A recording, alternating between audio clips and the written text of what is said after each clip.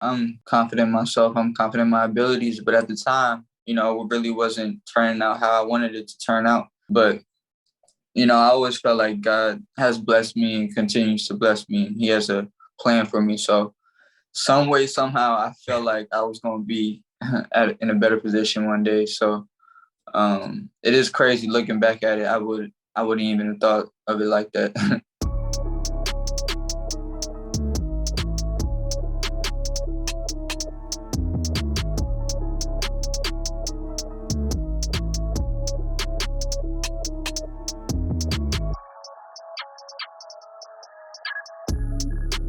What's going on today? I'm the host, SchuZ, and joining me today is three-time All-CUSA selection, the 2019-2020 CUSA Rookie of the Year, one-time CUSA All-Freshman team selection, 2020 Kyle Macy Freshman All-American, two-time Charlotte team MVP, Charlotte's ninth all-time leader in free throws, fifth all-time leader in defensive rebounds, second in plus minus, sixth in win shares.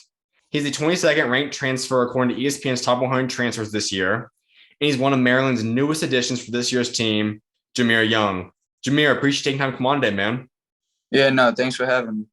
Absolutely. Well, we've got a lot to get into today, but I want to kick off with one aspect, and that's something that you have in your Instagram bio. It's underrated. So take us a little bit through the meaning of that and why you necessarily have that there in your Instagram bio. Just growing up playing, I was never, a five-star recruit. Out of high school, the DMV has a lot of talent, so I was playing with a lot of talent. And I feel like I was kind of overshadowed a little bit coming into college, but I feel like I've been able to prove myself. So I just always keep that chip on my shoulder for real, for real. Knowing that every step of your journey, like you said, you've been underrated, you haven't necessarily got the credit or the attention that you probably deserve. How much has that fueled you into the player that you're becoming today, and just ultimately, like, day in, day out, how much does that fuel you? Man, I couldn't even tell you. It's a lot, a lot. I wouldn't be in this position without that, without going through that. So, you know, it was hard at the time, but I'm also appreciative of it. We're going to get into a lot more stuff about Maryland, obviously, and your team this upcoming season, the decision to go to Maryland. But I do want people to get to know your story and the journey that's kind of made you into the player and the person that you are today. So obviously, you grew up out there in Maryland. You're going to be a hometown hero now. To be specific, you grew up out there in Upper Marlboro. So what was it like growing up out there? Growing up, I played a lot of sports. My parents kept me in sports. Going outside after school, just playing basketball with, kids in the neighborhood and stuff. That's where I really started to compete and fell in love with competing and, fell in love with the game of basketball. But, it was good. I was always around sports all my life. I wouldn't be I wouldn't want to be from anywhere else. So That is a huge thing because the overall Maryland area, and obviously in the bigger picture, the DMV, which is obviously where you're part of when you went out there to DeMatha and stuff too, is one of, if not the best areas for basketball talent. You're talking about constantly guys that have played at the NBA, past, present, and future, guys that's been coming up, everything there. So when you grow up and are going through an area where you get to go up against pretty much nightly a top ranked player, another guy that has NBA aspirations, what is it like going up and kind of growing up in that area where you have that mentality, you have that just kind of being around that type of talent? I feel like I benefited from it a lot. I feel like, it makes you become your best self competing and being against those guys every day, day in and day out. You see what it takes to be, you know, a pro. And it really shows you if you really want to do it or not. And you really have to make that decision because, this ain't something that you can just do every once in a while and be good at it. If you want to be good at it, you got to work at it every day. And then, just going against these guys, it just shows you how hard you have to work. What kind of makes up a Maryland player? Like, how would you define one? And what kind of makes up that type of player? That that hunger, that chip on his shoulder, that competitive drive. That's what I was. This might put you a little bit on the spot, but if you were to list your top five players, whatever time, if it's back in the day, currently in the NBA, up and coming, whatever, who would you say are the top five players from the DMV area? Um, KD, Mm-hmm. AI. Mm-hmm. Um, man, I'll have to go Quinn Cook, Markel Fultz. Mm-hmm. We have too many. We have all the grand brothers. We got Vic. I can't even say 5. Um, yeah, those are the main ones. Were any of those guys that you looked up to rather just as an inspiration, saying, okay, they made it, I can make it to this level too? Or it's a player that you say, I took pieces from this guy's game, kind of implied it into my game to help make me into the player I am today? Yeah. I used to watch Vic a lot of Indiana. I've actually talked to him. Quinn Cook, that's my guy. We're cool. Took some stuff from his game. He's been talking to me, teaching me the game. So, and these guys also went to DeMatha at one point. So it's that connection that we have. So yeah, for sure. Go a little bit into Quinn Cook, because obviously anytime you get a player that has made the NBA, it's huge to learn from. But a guy that has been successful, has won an NBA championship, has done a lot of different stuff at the NBA level. How big of an impact has he had in your life? Small guards. Mhm. He really paved the way for small guards, showing us that we can make it, even though we're not the biggest on the court. So it's just motivation, and he's just been showing me how to be a pro for.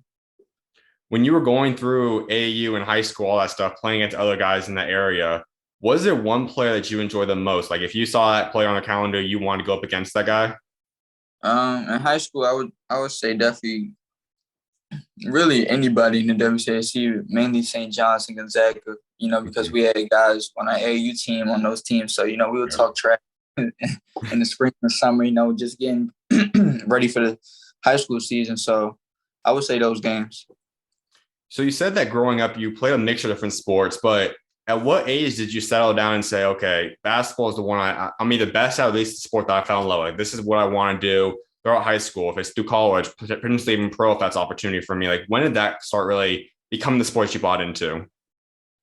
So I've been playing basketball and football all my life. I ran track up to about third or fourth grade, but football, I was mainly a football guy up until seventh, eighth grade, but I started to fall in love with basketball around fifth grade. But I was still playing football because my parents were making me, because they thought I was good at it. They thought I was better at football than basketball. So, but when they finally let me make that decision for myself, and I got old enough to make that decision for myself, I really just picked basketball. I just felt like that was the sport that I should be in. So if you decided to go all the way through football, your parents made you do that. How good do you think you would have been at football? If I was training like a football player and I was locked in being a football player, I feel like I would definitely be at a Power 5 school, Mm-hmm. and if not the NFL, to be honest. So what position do you think you would have been then? Um, when I was younger, I played all, but I feel Mhm. like I'm like a kick returner, strong, actually more like a strong safety Mhm. type of play. You decided to start off your high school career at St. Mary's Ryken. So what went in that decision? Like, why was St. Mary's Ryken the school that you wanted to kick off your high school career at? I had a good relationship with Coach Pat. Mhm. I actually played against him when he was at St. John's. He still is at St. John's, but yeah, I had a great connection with him. I feel like at the time, um, as me, not being looked at by, as you would say, the bigger schools in the area. So I feel like that was the best at the time, best decision at the time, just because of how I was coming out of eighth grade. When you were coming into high school, so before you ever played a game or stepped foot on a high school court, what did you believe in yourself in terms of future-wise basketball? Like, did you think that in 4 years, when you're getting ready to go through that recruiting process and head to college, you'd be going to a high major school? Did you think you'd be a player that just plays Division One, D2? Did you not really have an idea? Or what kind of were your expectations for yourself heading into high school? Um, I'm confident in myself. I'm confident in my abilities, but at the time, it really wasn't turning out how I wanted it to turn out. But I always felt like God has blessed me and continues to bless me. He has a plan for me. So some way, somehow, I felt like I was going to be in a better position one day. So it is crazy looking back at it. I wouldn't even have thought of it like that. Mm-hmm. You obviously aren't necessarily like the smallest guard in the entire country, but you obviously aren't necessarily a big guard either. So how has being a 6'1" guard have that little bit of an underdog mentality and that sense too in terms of when it comes to height? How have you kind of become a player that learns how to utilize that to your advantage throughout your career now too?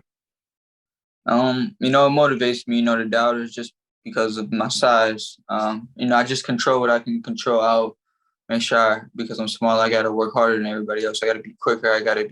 My IQ has to be good. I just have to be one step ahead. So being a smaller guard it just motivates me and just make sure to keep myself on the right track. When you were heading into high school, where were you height wise then? I was about 5'7", 5'8", five. Yeah. So You did make varsity the first year. You played varsity all 4 years. So you get out there, you're playing your very first year of high school basketball. What was your freshman year like? it went well. I started off coming off the bench, and then halfway through the season, I worked my way into the starting lineup, and I was there ever since. We was building that program. Coach Pat got there when I got there, so we was really trying to build something. So we did better than most of the previous years. So we definitely was climbing the ladder. So it was pretty cool. One part about your game that I've always admired, and most people always talk about your scoring ability. You're obviously one of the best scorers in the entire country heading into next season. You're great at that. But the part about your game that stands out to me the most would be the ability that you have at rebounding, because as we just talked about, you aren't necessarily the biggest guard out there. You have a high disadvantage a lot of times, but you're always a player that finds a way to get the rebound on any offensively at times, but especially on the defensive end too. So how have you been able to become such a great rebounder for your size? It just comes with, just playing basketball so long. You could read where the basketball is going to go off the rim. You could look at statistics. If you shoot in the corner, it's most likely to bounce to the opposite corner. Little stuff like that where you just study the game and, watch film. And over time, it just becomes second nature. So over time, I just became better and better at it. So growing up, or even more recently, you've taken time then to kind of really evaluate how to become a better rebounder. Obviously, on the court, you never know what's going to happen exactly, but you've studied at least off the court to kind of get a better idea of it then? Yeah, for sure. For sure. I was at Charlotte. We would watch film every day after practice. Coach would pull us aside. So it was definitely a lot of film. And that's where I feel like I learned that. Growing up, were you also a good rebounder? Or did that start to come more so towards the college career in the past couple of years? It's definitely started to come during my college years. I wasn't really the best rebounder in high school or, younger than that. But, I was always quick and I could always move good laterally. So I could always react faster. And that came with football also. But that's where I feel like I developed that at a young age. Your second year in high school, then you guys go out there. You guys are over 500 this season, 16-14. You guys record that year. What was that sophomore year like? It was a building process, and we was making a lot of progress. So it felt good. We weren't where we wanted to be. We wanted to compete with the DeMathas and the Gonzagas, but definitely climbing the ladder definitely felt good. It definitely showed us that the hard work is paying off, and that we just got to keep working towards it. Following that sophomore season, then you decide to make a decision and you go to one of not just the best schools in that area, but one of the best schools historically in the country, in DeMatha Catholic. So when you came to the conclusion of that sophomore year, what gave you the idea and what kind of motivated you to say, you know what, I think it's best for my career to go put myself in a situation where I'm playing at DeMatha Catholic, where I have all the different talent? Like what kind of motivated you to make that decision then? So our coach had left. Coach Pat had left. He had went to St. John's, and he's the one who recruited me. I was really close to him, so I was really trying to play on a bigger stage at the time also. So I just felt like it was perfect because I've been going to DeMatha camps all my life. Coach Jones knows me. He's known me since I was little. He knows my mom and my siblings. So I just felt like I trusted him for being able to develop my game and play at that higher stage where I wanted to. We'll go a lot more into your recruiting process in a little bit, but at that point in time, where were you on that aspect? Did you have offers? Were you talking to schools, or heading into that transfer decision when you made that? Like, where were you in the recruiting aspect? Going into my junior year, a couple of schools reached out, with really little schools, low D1s. It was really turned out after my junior year in high school, and we won Peace Jam that year. Yeah. The offers started to roll in. So that was huge. That AAU season was huge for me. How big of a factor or motivation was it to go and make that transfer then because of like offer? Like, did that have an impact on you ultimately deciding to transfer, or how much did the recruiting aspect kind of push you in that direction to make the transfer then at that point? Um, I would say it definitely pushed me a little bit, but it was really just, my decision when I wanted for me, when I thought was going to be the best for me. So yeah, it definitely pushed me a little bit, but yeah, I would say it was ultimately just my decision just to, weigh my options and just picture myself somewhere and see what would be the best for me. A reason that I'm super high on guys going out and playing at rather be a prep school now, we see like the IMGs or AD Compasses or whatever, even a school like DeMatha that plays still national schedule, you guys still go and play teams out of state, but it just as a superstar team where you have tons of guys going Division One is you get to go up and kind of get a lot more of a college feel in a sense where you're going up against top guys day in, day out practice, you're playing top competition when you guys are playing season games. What was the impact of that in terms of getting you ready for college? Like how much that benefits you when you're talking about those 2 years spending out there at DeMatha, how much did that help you then heading into your college career later on? Yeah, that national schedule definitely prepared us. It made us, we can't take days off. We got to come, and bring it every day, and that's what you have to do at the next level. That's what you have to do at college. So it definitely prepared us and put us one step ahead of, I would say, our peers. So I'm very thankful for that. There's one teammate there that you were teammates with then throughout those 2 years at DeMatha as well as AAU, and that's Hunter Dickinson. So take us through your guys' relationship. Like, what was it like getting to play with him throughout all that time? We actually grew up playing against and with each other. We've been playing with each other since I would have to say 11, 12 years old. So our relationship, we're definitely close. He's one of the funniest guys I know. So whenever I need to laugh, I'll, reach out to Hunter. But no, I'm excited to go against him this year. And, it's all love, but we're definitely going to go at it. Were there ever talks between you two of possibly teaming up? I know coming out of high school, you didn't necessarily have a lot of offers, and he was still in high school for a couple more years at that point. But this past time when you were in the transfer portal, like, did you guys ever have a conversation of possibly teaming up out there at Michigan or teaming up somewhere else possibly? Yeah, I would say early on we talked about it a little bit. But I just felt like Maryland was the best place for me. So when you look back on all the memories you created with Hunter, what would you say is the funniest one, and which one would you say would be your favorite one? The funniest one I would say, we was in this hotel on an AAU trip one time. I forget what we was doing, but I think he was in the shower and I poured ice on him. And he screamed in the shower. That was probably the funniest moment. And our favorite moment, I would definitely say Peace Jam when we won that, and the math when we won my junior year. You mentioned that you two grew up kind of knowing each other. So when did you guys first actually kind of build that relationship? Like what age was, and when did you guys first start to get to know each other? I would say take over seventh grade. Seventh grade is when we really started to talk more often. So let's go into that first year out there then, because you become an all-conference player that season. And obviously this is a chance like we talked about, where you play at a much higher stage, you get to play against top guys, and you start to produce at a high level at that stage too. So what was that first year at DeMatha like? It was definitely a transition. It definitely opened my eyes a little bit, just trying to stay on top of my game, just trying to make sure that I'm ready for, playing against those top competitions. So it definitely made me better, definitely pushed me to be better. What are those practices like when you're going up against other Division One recruits, other guys that are just as good as you, if not better, whatever it might have been? What were those practice environments like? They were crazy. It definitely made you better every single day. It wasn't no, cheat days or days where we would take off. We was always competing, always getting after it, which I felt like was very good for us. It definitely pushed us to be better. And I feel like we wouldn't have, maybe won if we didn't practice that way. Having a coach and Coach Jones, who's obviously not Virginia Tech, but what he accomplished at the high school level was incredible throughout his career there. What was it like being coached by him? He's a legend. I'm blessed, to be able to learn from him. We talk, often. We talk every week, every other week. So, That's my guy. We have a great relationship. And like I said earlier, he's known me since I was, 9, 10 years old. So, Mhm. so that's my guy.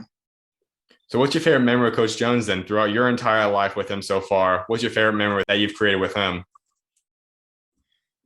I have a couple actually, but nah, I'll say the favorite is, we won the we won the championship my junior year. He came in the locker room dancing and everybody was pouring water on him. Mm-hmm. I'll probably say that's my favorite memory. Before we hop into your senior year there out there, I want to take a break and go into your AAU career there because that final AAU year, you guys win Peach Jam and that roster is loaded. So many of you guys have panned out to become great players at the college level. And just to list some of them, obviously Hunter Dickinson again, Armando Bacot was on that team, Anthony Harris, Jeremy Roach was playing up on that team, Terrence Williams, Josh Adora, the list goes on. So you guys formed this team, put it together. What was it like just playing alongside those other guys and being a part of that team? I feel like we was probably one of the best team, not even takeover teams. I feel like we was probably one of the best AAU teams ever, really. Guys from all over the DMV, like the best guys, being able to team up. We really felt like we were unstoppable.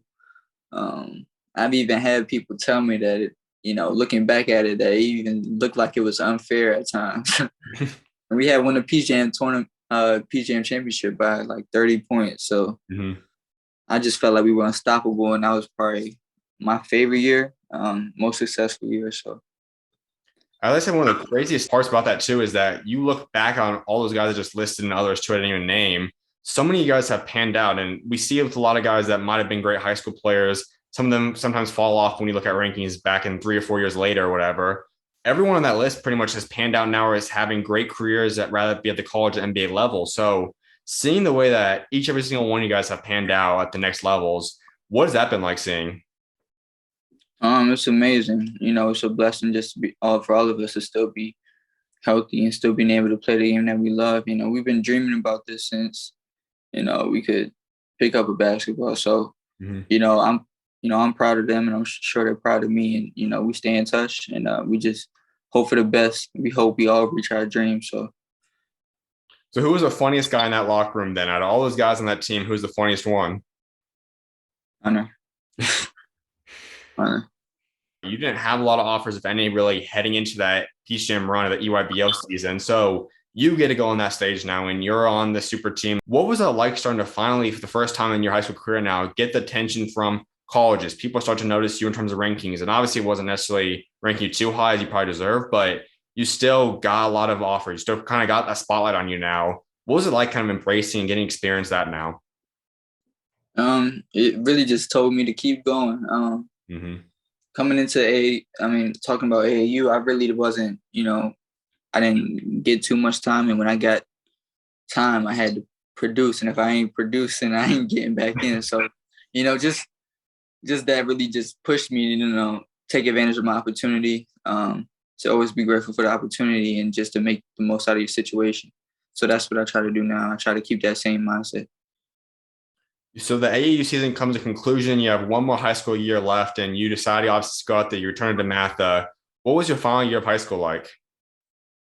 It was a season to remember. Most of the guys returned for our senior year, so I think we might have been ranked top 5 at one point.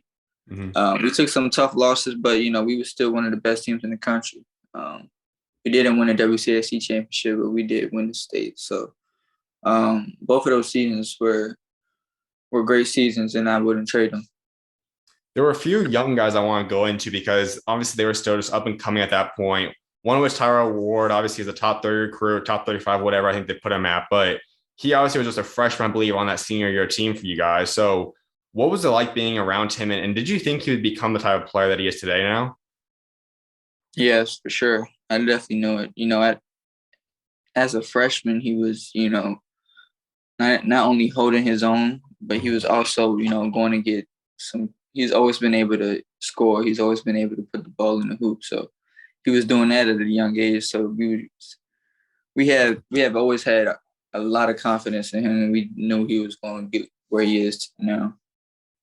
When you look back at all the high school games you played in, besides maybe the state championship, just because of the factor of the state championship, like maybe your favorite matchup that you played, one single game, either your career high or just a game that kind of stands out the most to you. What game would you say that was for yourself? I would say IMG. Mm-hmm. IMG. That game was crazy. Like in warm ups, she couldn't even, like, people were on the court in warm ups, like people was baseline. Like it was just, that night was crazy. The gym was full. That was probably the best matchup. Mondo was on that team. Yeah. Mm-hmm. At the time, Noah Farrakhan might have even been a 5-star. So being able to go against him at the time was good for me. It was a good experience. You started getting ranked a little bit on the back end. I think actually like 235, I think 24/7 puts you at. But when you were talking about just going through that high school career and you get to that point where you're going through this process, you have a select school that you have and you're getting your name ranked a little bit. What was your feeling about it? Like, did you feel like you're still, as we talked about earlier, like an underrated player? You wanted more offers, you wanted higher schools, or you thought you should have been ranked much higher? Or how did you kind of take all that in? It was tough.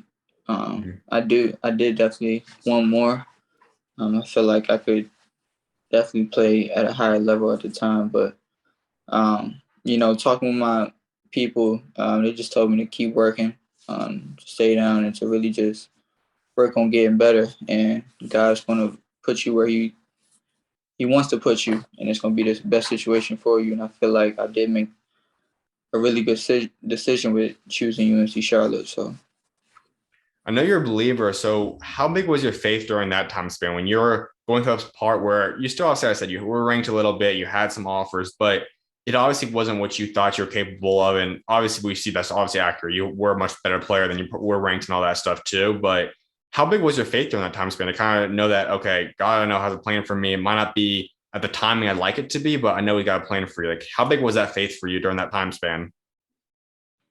my faith has always been strong. Not only when things are going bad is my faith strong, but also when things are going good. I talk to God, every day, and I thank Him for all of my mistakes. I thank Him for all of my lessons, and I also thank Him for all of my success. So, at the time, it was definitely strong, but I would say it's always been strong, and even to this day, my faith is still strong. So in terms of the ranking aspect, I looked it up. You're also right about 235 is where 24/7 had you at a 3-star recruit. Where did you feel you were? Did you feel like you were a top 100 player, top 50, higher than that? Were you top 150? Like, where did you personally feel like you were at talent wise at that point in time? Um, I wouldn't even say too much higher than what I was, really. I had confidence in myself, but I also feel like I had to prove myself a little more. Mm-hmm. And people haven't seen me. Um, so I really just had to work, keep working. And I actually had an invite to the top 100 camp because Mike Jones was he had a connection. I think he was actually working the camp also.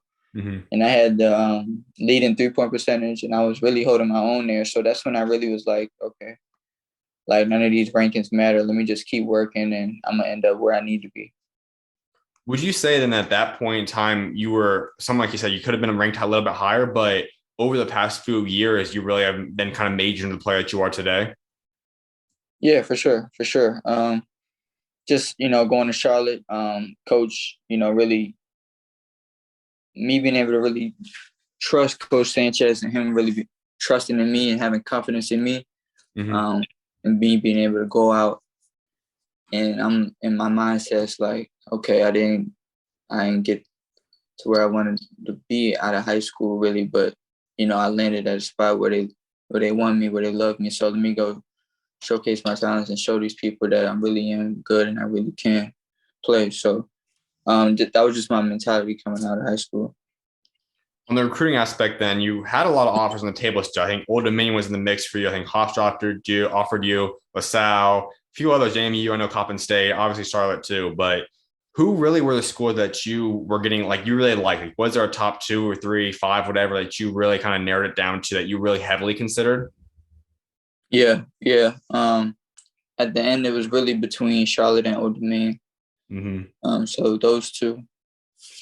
What was it about Charlotte then? How did they ultimately win you over Old Dominion? I felt like coach was so transparent, and our relationship that I had with him and the rest of the coaching staff was something that I couldn't compare to anywhere else. Charlotte is a beautiful city. The people are nice, and I just felt like home. It felt right when I went on my visit. So you're getting ready for that freshman season, and it's a year where you end up winning, being a part of an all-conference team. You win Rookie of the Year. Is that what you expected for yourself? Did you think you would play at that level your first year, or did you even surprise yourself a little bit? I definitely surprised myself a little bit, but I also prepared myself that summer to be the best that I could be. So, because I didn't want to come in college and to not be ready. So, that whole summer I was really preparing myself, and so I was a little surprised, but I wasn't that surprised because I knew the work that I put in that summer. What was the offseason like then? Like, what were the things that you were expecting for yourself and just getting ready for your freshman year? I mean, I didn't really know what to expect. I didn't know how the workouts were going to go. I didn't know if I was going to be a starter. I was going to come off the bench. All I know is that I was going to have an opportunity, and I was going to make sure that I was ready for that. So that year was big. That was coach's first recruiting class. So we had to. So he was making sure that we were ready and that we put our best foot forward. So, it was definitely a year to remember. Definitely helped me get to this point. So I'm very thankful for that. Do you think that Coach Sanchez was surprised by how good you were right away, or do you think that's what kind of he expected for yourself? Recruiting me and his confidence in me, he knew I could do what I did. He knew I could even be better than what I did. But, that's what coming back to, picking the school, I just felt like he really had that much confidence in me. He knew how hard I worked. He saw me work. He always told me to keep that work ethic, to keep that mindset. So I feel like he wasn't really that surprised. Was there a freshman wake-up moment for you? I know for a lot of freshmen, it's sometime during the training camp process or just getting on campus during preseason practices. Some guys, it doesn't happen to sometime during their freshman season. Did you have a freshman wake-up moment? And if so, when was it and what was it? It was definitely like leading up to the season where it was just killing us in the off season, whether that 6 a.m. mile run in the summer or was that, in the lifting, not used to lifting that much. So, just my wake up moment was just me just always, being tired and just having to get used to that schedule. You end up starting every single game that freshman season. Was that something that Coach sat you down before the year and said, okay, you won the job over, you're going to be a starting guard for us this season? Or how did that conversation come to be? So coming in to Charlotte, JD, John Davis, he was graduating, so they needed a point guard at the time. So I really didn't know until, the fall came and, in practice, you start trying to get chemistry with your team. And I was with all the, vets. I was with the guys too. I was with the high major transfer that's coming in, and I was playing with them. So that was the starting lineup. So just being able to start off in practice like that, I knew that I'll have a chance to start, and I wanted to keep that role. There was a guard that season that you ended up playing with 2 years who you guys became a really good dynamic duo together. And that's Jordan Shepard, who obviously went up to Cal this past year. What was it like kind of building that relationship with him? Because you two, especially your sophomore year, but even that freshman year, you guys were a really solid dynamic duo together. How quickly did you guys get that chemistry together? And what was it like kind of building upon that with him? We had the same intentions. We really just wanted to come in and to turn the program around. We really wanted to win and to show people that we can play individually and this team can play. So we both just really wanted to win, which brought us closer. We still talk to this day. So, that's my guy. He had a lot of he was a vet, so he had a lot of, time in college. So just being able to ask him certain questions and being able to learn from him really helped my career. Did you two click right away? Did it take some time to develop that relationship? Or when did you guys first start to say, okay, we're on the same page. I feel like we really got that chemistry to go out there and produce at a high level together now? I would say it was probably during the season, like in between the season when like he was like, okay, yeah, he can play a little bit. and he could play. So it was just us, just coming together and being like, let's just be that 1-2 punch, really. So what would you say is your favorite memory with Jordan then? When you look at your 2 years together, what's your favorite memory with him? I would say we was at Western Kentucky when he hit the game winner. Mm-hmm. He hit the game winner. Yeah, that was probably my favorite memory. Sure. So go a little bit deeper in that freshman year then, because as I said, you start every single game, you win Rookie of the Year, you get all-conference selection that season. What was your very first year like at Charlotte? It was a good experience. It was like no other. I wouldn't trade it for the world. Being away from home was tough. I'm a family guy. I'm really close to my family, but other than that, I feel like it was good for me. It was a good position for me. It is what I needed at the time. So, yeah. You got to give us a little bit of the story of how you learned your Rookie of the Year that season. I know you kind of were the favorite. A lot of people expect that for yourself, but how did you learn about that award, and just what was the story behind you getting presented that award? I think I might have won 7 or 8 freshman of the week. So I kind of felt like I was going to win it. People were telling me I was going to win it throughout the year, but it was just me just going out and just being myself, not chasing stats or anything like that, just being me. And yeah, so that's just being myself and going and playing my games really what won me the award. And it just really showed me, it really just boosted my confidence and really, I'm just starting to prove people wrong. So it just told me to keep my foot on the pedal. So Coach, I believe Coach told me in front of the team in practice a couple of days before they announced it. Mm-hmm. That's usually what he would do if any of us would win an award. So it was definitely a good moment. It was definitely something I wouldn't forget because that's one of my biggest awards, and I was just starting my college career. So the thing that comes into play then, right, to kind of conclude a lot of people's college season that year was COVID. And so that comes into play, and we know the impact that ends up having on everybody. How did you get accustomed to that, though? Because obviously it pretty much stalls your entire offseason progress and your plans you had set for that. So how did you get through the COVID offseason then? it was hard. It was definitely hard. It happened right before the tournament, so we weren't happy about that. Mm-hmm. But it was definitely difficult. It was definitely something to get used to. Then coming back that next year, no fans, so it's just hard sometimes, to bring that energy, to bring that oomph that you need. But once things got back into play, and after I had caught COVID and recovered, it was definitely different. Definitely took some time to get used to. How did you guys find out that the tournament was going to be canceled and you guys were getting ready to go to that tournament? We were actually getting ready to play in the second round of the conference tournament. We was at shoot around the day of the game. We was actually shooting around, and the coaches were talking, and they was on the phone, on and off the phone. So that's when we started to hear, little stuff. We started to hear rumors, and then so we just stopped shooting around, really. Now, the thing that's also crazy about yourself is that you have a breakout season than your sophomore season. You guys, obviously, somehow you at least managed to put in the work some way, shape, or form when you guys had a lot of restrictions throughout that offseason. So what was the offseason like getting ready for your breakout season then?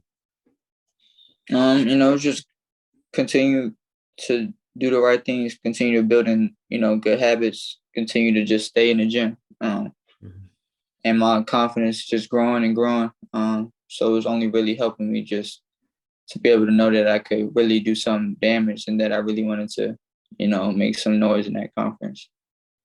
It might have been the best overall team season for you guys that year, but for yourself, did you expect to have that bigger breakout season, to jump from a guy that averaged a little over 12 points a game to now averaging 18 a game? Did you expect to have that type of jump leading into your sophomore season? Going into my sophomore season, I knew my role would grow. Yeah. I know it would be different. So, I knew I would have the opportunity to make that jump. It was just me going out and being able to prove that I can, be that dog and be that guy. When you guys look at the countless restrictions you guys had on you guys as a team and pretty much the whole country had, but for you guys, just the daily testing pretty much, wearing masks just about everywhere you guys went, how did you guys get through the COVID season then? Um, it was difficult, canceling games, everything's just different. So it was definitely difficult, um it was definitely different. So it was definitely hard to get used to. What would you say was the hardest part about that season? Being able to find your rhythm, canceling practices, canceling games, you're not in the best shape. Just not being able to find your rhythm really. You guys were 9-16 that year, but when you look at you guys having, for starters, you and Jordan obviously was a great dynamic duo again. How much better do you think you guys would have been had COVID not come into play? And I know a lot of schools could obviously do the same excuse too, but for you guys, obviously had a lot of talent that year. How good do you think you guys would have been, or would they even been much of a difference had COVID not been there for you guys? I do feel like it would have been differently. I feel like we would have definitely been way better than we were. Mhm. But not making no excuses or anything. But I do definitely think we would have been better than what we were.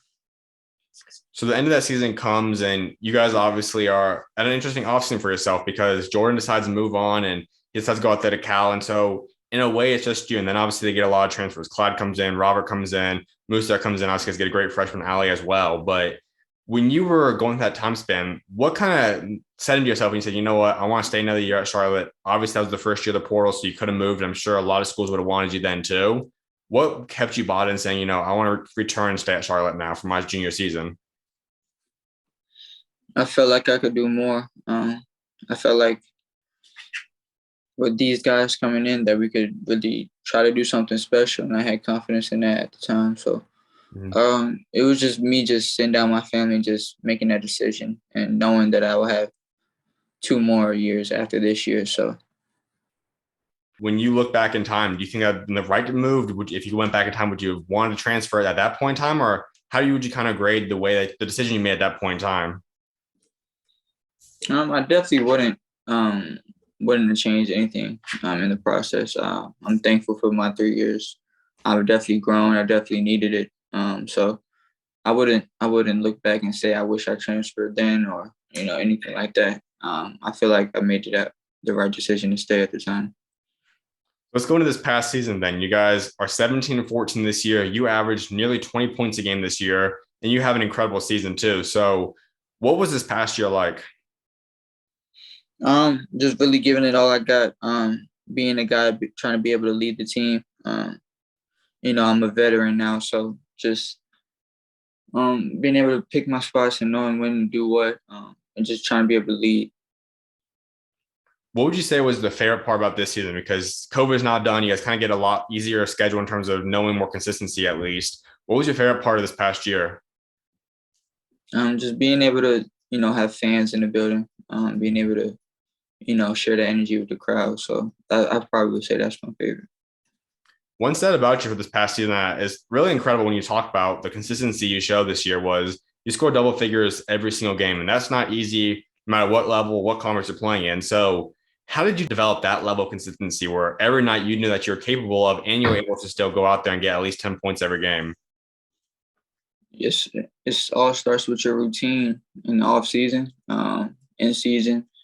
Even when I'm not feeling it, I will come get shots. Even when I'm sore, I would still get in the gym. Make sure I take care of my body. But it was just sometimes I'll be in a slump in a game, and just having that confidence in myself, just knowing I'm gonna make the next one, knowing that um, I believe I'm the best player on the floor. So um, it's inexcusable for me to not be in double figures every game. Well, you look back now at your Charlotte career, what would you say you want to be remembered for? Because you obviously are leaving a legacy now. You finished and you're going to stand in the top 10 in multiple stat categories as the intro you in with. But if you were to want to be remembered for something, for whatever you accomplished, for who you were on off the court, whatever it is throughout your Charlotte career, what would that be like? What do you want people to remember you for what you did at Charlotte? Just a humble guy who really has the best intentions, has who really loves Charlotte. Will always love Charlotte. Charlotte will always be a home to me. Mm-hmm. Um, and that I'm thankful for them. I needed them, and they definitely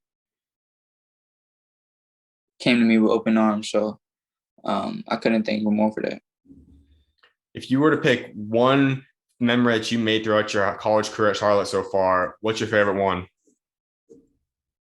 Probably my freshman year when I was one of the first games of the season where I went like the whole game without missing a shot. We played Wake Forest. It was the biggest game of the year. My family's watching, all my friends and, supporters are watching, and I go out and I was killing it. I wasn't missing. I had like 24 points. I was like 8 for 10 from the field, something crazy to finish with. But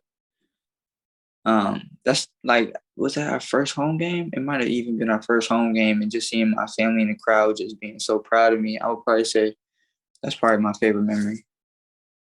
So let's go into this past offseason now, because we're kind of up to date now, and you obviously had quite the offseason, a hectic one, but it's now starting to finally settle down for yourself. So it starts off with you declaring for the NBA draft. You go through this process. In the middle of it, you decided to ultimately go and enter the transfer portal. Then you decided to commit to Maryland, and now more recently, you decided to officially withdraw from the NBA draft process and get on campus. So gotta walk us through this all. It's been a hectic one. It's been chaotic for yourself.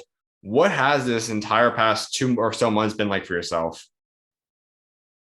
It's been different. It takes some time to get used to, just really focusing on basketball, not really worrying about other things, not really worrying about school, just traveling and, working out for different teams and just training like a pro. It was different. It took some time to get used to, but it definitely benefited and definitely will help me going into this year. So the first decision that you ultimately made was to declare for the NBA draft, go through this process.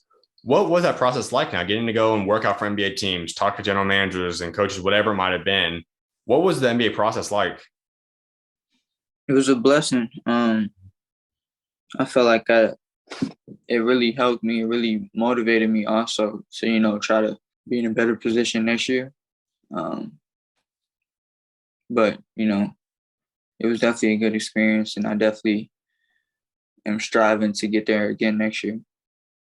What's the biggest thing you're taking away from that? Because you get to go and work out, you kind of get to level yourself up, see where you feel you rank up against other players and what you need to improve on. So what's the biggest thing you're taking away from that process that you're now going to work on or try to apply to your game now in this upcoming season? That I just got to get better in every aspect. I'm not good enough to, go this year. So I'll push myself and I'll make sure that I'm ready to go next year. So like I said, in the middle of that process, then you decided to enter the transfer portal.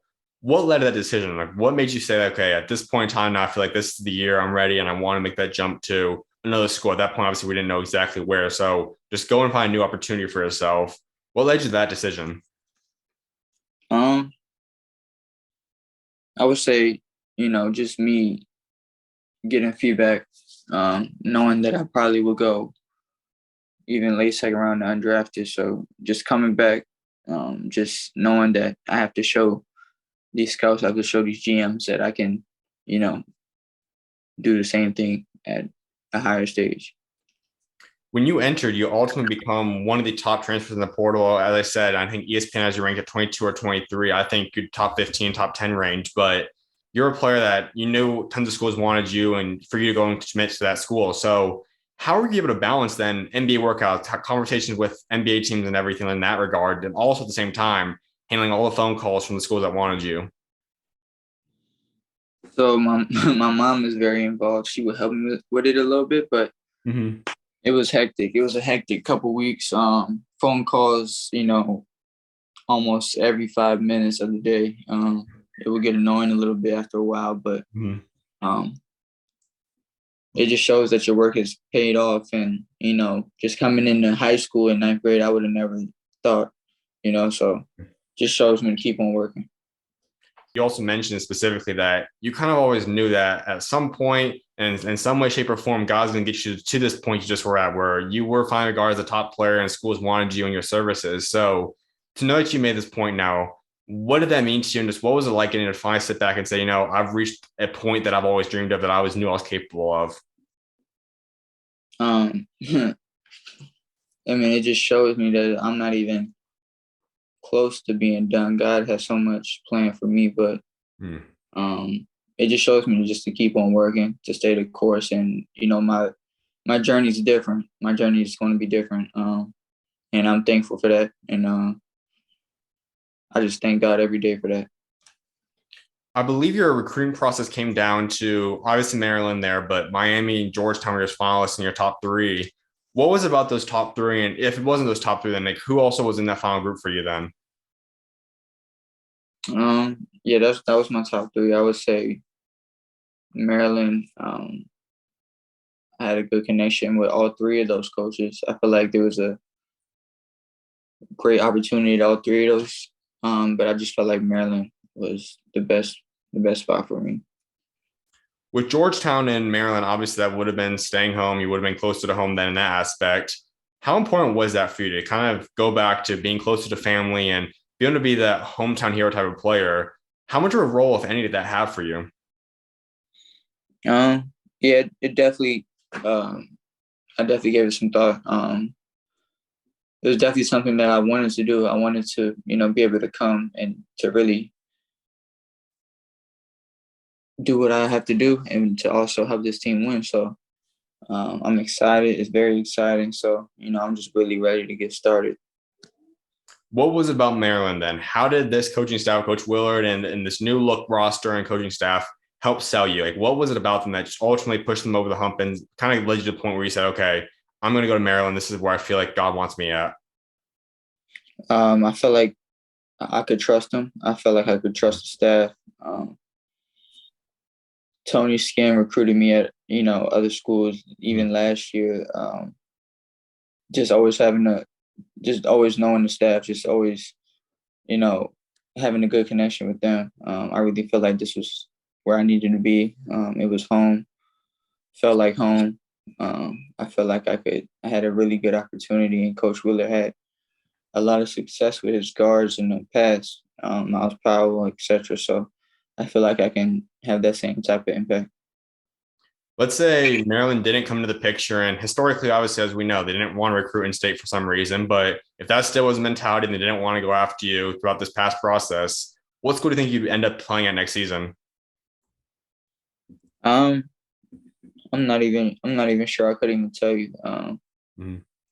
A couple came close, but I was really had my eyes on Maryland. Um, So when you were going through this recruiting process, what were the visits like? Like getting to go and see the Maryland campus, which obviously you've been pretty close to your whole life, but it's just getting to go on campus and talk to Coach Willard and that staff on campus and all the other visits you took too. What were those experiences like? um, just being able to see different campuses and being able to picture myself there. It definitely felt like I was coming out of high school again a little bit, but it was good. It was a good experience. Just being able to see different campuses, experience different things. So I definitely had a good time, but it was definitely stressful and it was definitely a lot. But Well, let's go a little bit deeper in the Maryland visit because that's where you're heading. And obviously, they won you over somehow, and that had to be a factor about it. So, from the time you stepped foot on campus, the time you left, what was it like just being on that visit? What's everything you guys did, went through? Like, what was that visit like, and what's everything you guys accomplished and did throughout that time there?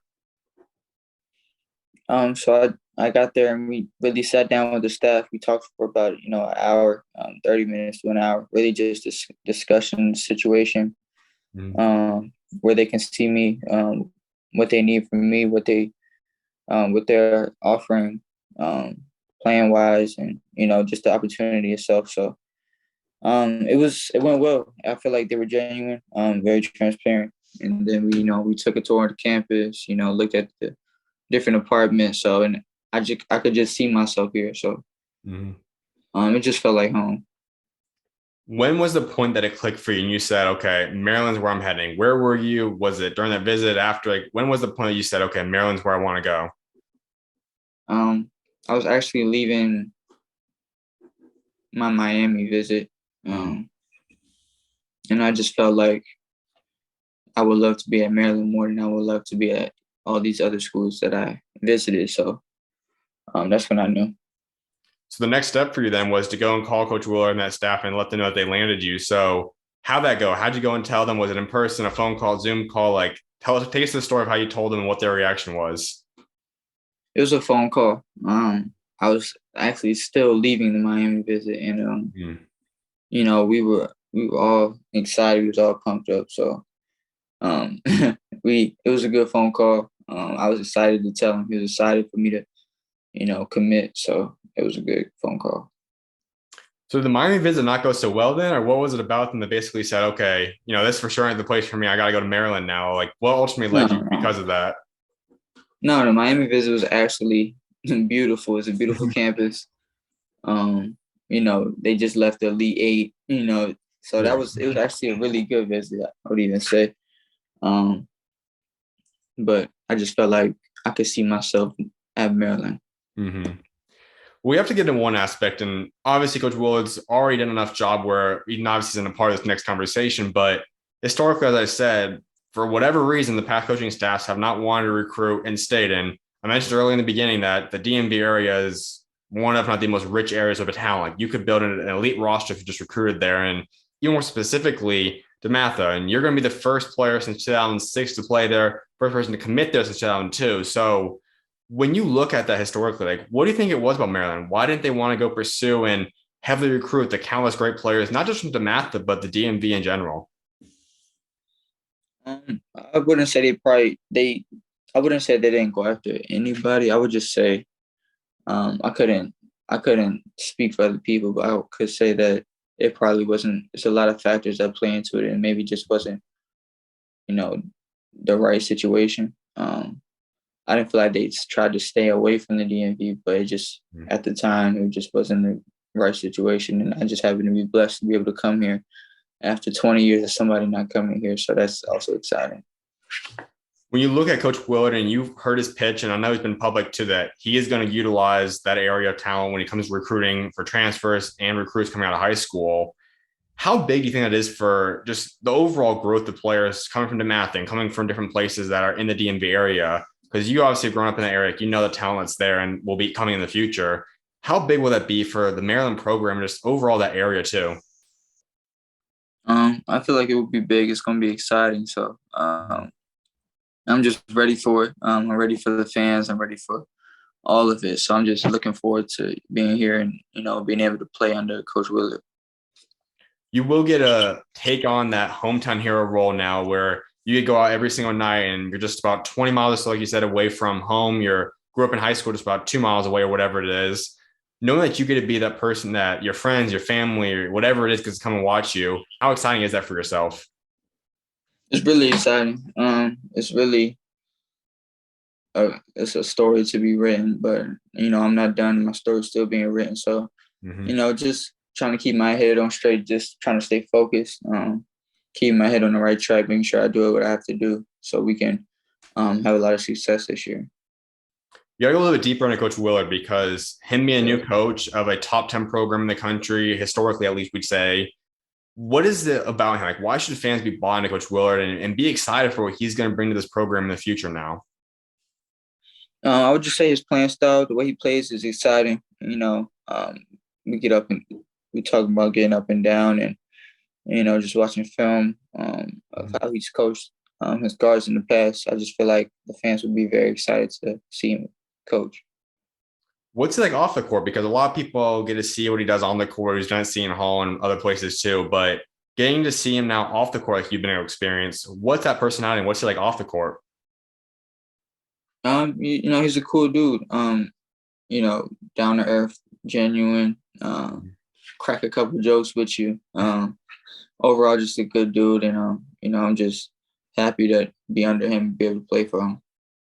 So what's the favorite memory that you've created so far, Coach Willard, throughout the visit or phone calls, whatever it might be? Like, what's your favorite thing you've done with him or your favorite memory you've created with him so far? Definitely when I called him and told him I was coming, just the excitement in his voice and just just him just being pumped for the season. So we do know that NIL is obviously a huge aspect that's coming to college basketball recently too. Was that any impact in the recruiting process? Like, did they even bring it up at all during this process or after it now? Or what role, if any, did NIL have for you? They definitely brought it up a little bit. Didn't really spend too much time on my visit because that's not really what was important. But it definitely played a little role just because of where NIL is today and, the timing of it. But we talked about it a little bit. It didn't really play too much of a role, but they definitely touched on it a little bit. So this doesn't have to be realistic, but if you could go pick one company, rather it be a clothing brand or a car dealership or whatever food brand, whatever it is, like what would you say would be your dream NIL sponsorship that you could have if you could pick anyone in the world? Um, that's a good question. I didn't even think about that. Um, and I'm gonna have to give that some thought. But right now, I would say probably Chipotle. I'm a big Chipotle guy, so being able to have like a little on there, but that's really it. Another huge thing about you is that because of that COVID year, you do have technically 2 years of eligibility remaining. Obviously, you have to imagine that if after the season an NBA guarantee opportunities there for yourself to probably pursue that. But is there a chance that you could possibly be at Maryland for 2 years? Like, is that something you'd give a consideration to? That's something that maybe you don't have planned for yourself, or how you kind of take that part in? Um, I definitely have thought about it. But I'm also not worried about it at the same time. Mm-hmm. Just trying to take it day by day, just focusing on this year and seeing what happens after this year. So this team is a solid team so far. I'm pretty high on you guys as a starting lineup. I think there's a lot of proven talent there when you talk about yourself. I know some people might say you haven't played at a high major level, but I think you'll be just fine. But Don Carey obviously is going to be a great player there. You know, Hakeem Hart, who people are well aware of at Maryland.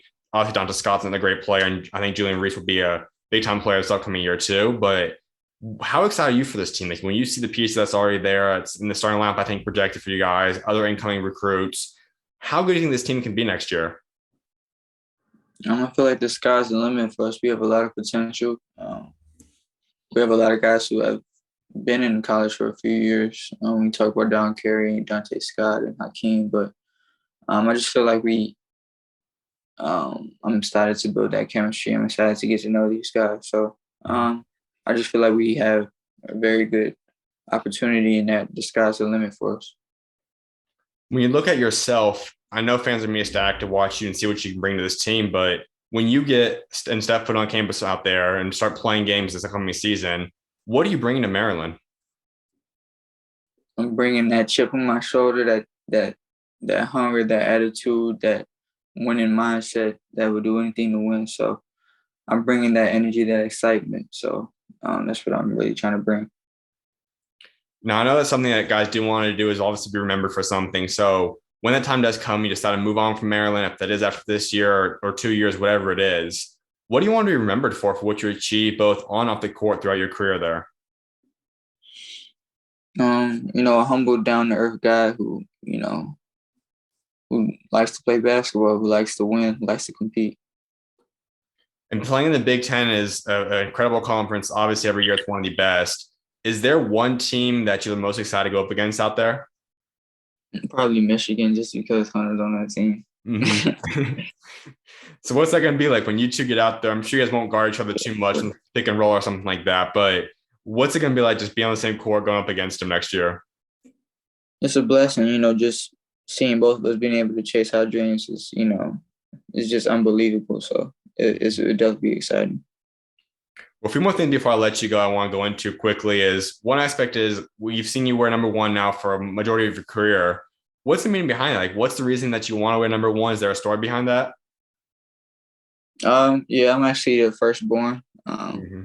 So I have to set the example for the rest of us. So I just feel like I wear number one because I'm the leader. I'm, the firstborn. So I really wear it for my family. I know one of, or if not your main trainer, is Chris Brickley as well, who has done an incredible job and as well regarded as one of the top trainers in the world for basketball. What's his role been like in your life, and how has he helped turn you into the player that you are today? He's a great guy. That's big, bro. He's really helped me through this, pre-draft process, being able to, pick from him and seeing how he works and just seeing how much he loves the game and his knowledge of the game is crazy. So it's been good to be able to work with him. And also the other trainers that I've been training with my whole life, like Darren McClinton's been great. He's been, awesome. And I wouldn't, want to, not give him any credit because he really has helped me along the way. He really has helped me. But Chris Brickley, it's been good to be able to, train with him. What's the biggest part of your game or biggest thing you've learned from being trained by Chris Brickley then? Just consistency, being able to make shots while you're tired, being able to remember different things in the flow, being able to, just train like a pro. He really is preparing me for, the NBA, not college. So that's really helped me. Also, something else that's in your Twitter bio is bet on me. Take us the meaning of that a little bit. Like, what's the meaning behind that, and why do you have that in your Twitter bio? Just being able to just roll the dice and, just being a shorter, underrated guard, being able to bet on myself. And even when things get hard where I will come across different obstacles or anything like that, just being able to bet on myself and just to stick to the grind. It's really where I got that. We've gone into your faith a little bit, but that's what I do want to wrap up with. So we've now gone through this entire story of yourself and the ups and downs of your journey to this point. Where would you say is the biggest moment that you've had to rely on or you've had God help impact you in this journey? I would definitely say all the way, all the way up. But I would definitely say just, trusting in God and trusting that I'm ready going into my freshman year. Even if you grew up in a Christian household, obviously you kind of learn the stories or whatever that might be. But at what point in your life would you say you started really form that one-on-one personal relationship with him, where you started trusting in him and really kind of built that personal bond with God? I would say at a young age, just my parents instilling that in me and instilling my faith. So it's kind of always been there for as long as I can remember. So I would just say all my life.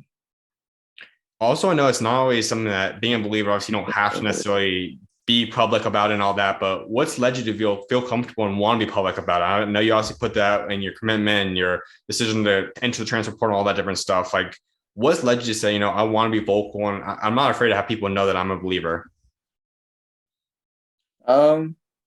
Just not faking anything, really being genuine about what I mean and being, 100% honest, just telling people how I feel. I really don't care how people feel about me. I'm going to tell them how I feel and how I carry myself. And I feel like that's what you have to do. You have to have faith. That's just what I believe in. Amen, man. Well, my final question for you, give Maryland fans your 3 biggest goals that you have set for your Maryland career. Big Ten championship, Mm-hmm. NCAA championship, and just for y'all to have a good time. Good time watching us play this year. Well, Jahmir, congratulations on the commitment. I'm excited to see what God's got next for you throughout your Maryland career. Keep being a light and appreciate taking time to come on today, man. No, I appreciate you having me. Thank you. Of course. You're welcome on, man. God bless. You too.